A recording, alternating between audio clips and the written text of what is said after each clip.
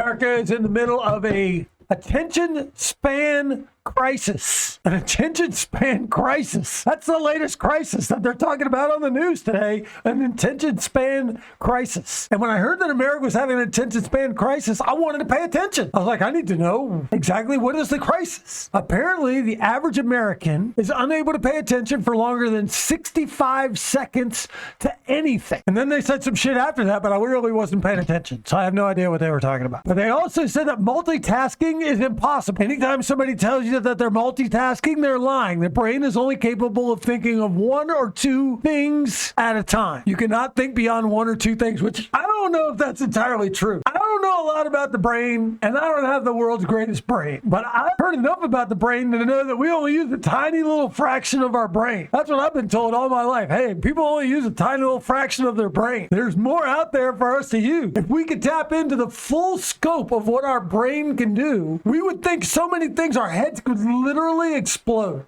So there's no way I believe that we're not capable of thinking of more than one or two things at a time. That's not even possible. And I'm shocked that they say the attention span, that the longest Americans are paying attention is 65 seconds. I don't know anybody who pays attention for more than 3 seconds to anything. I've had a short attention span my entire life. My attention span was so bad that when I was a kid, I used to have to take medication for my attention span. They called it attention deficit disorder.